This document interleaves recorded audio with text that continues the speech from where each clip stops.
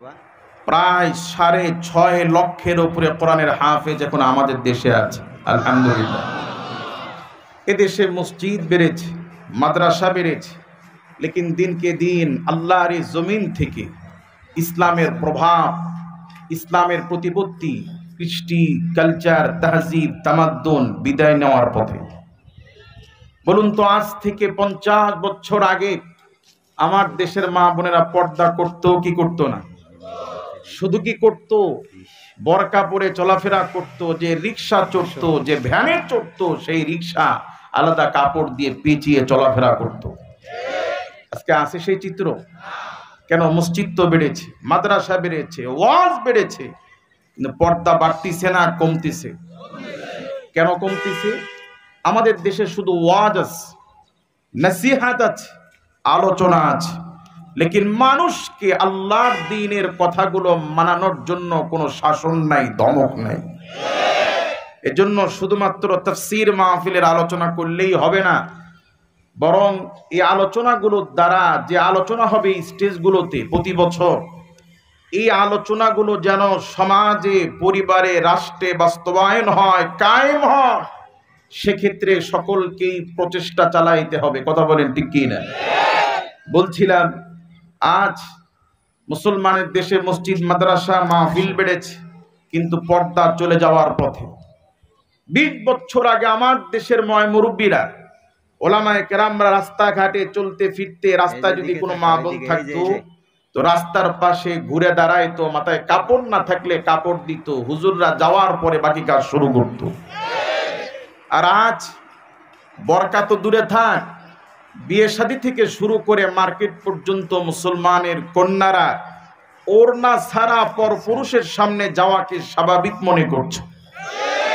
30 বছর আগে আমার দেশের মানুষ হয়তো এটা চিন্তাও করতে পারে না যে মুসলমানের মেয়েরা আবার ওড়না ছাড়া মানুষের সামনে যায় কেমনে। কথা বলেন। আজকের এই আলোচনার দ্বারা সমাজের সমস্ত মানুষ নামাজি হয়ে যাবে, বিষয়টা কি এমন? আজকের এই আলোচনার দ্বারা সমাজ থেকে সুদ বিদায় নিবে, বিষয়টা কি এমন? এই জন্য সকল আলোচনার মূল বিষয় যে আমাদের দেশে শুধু কোরআনের আলোচনা আছে, কিন্তু কোরআন ভিত্তিক শাসন ব্যবস্থা নেই।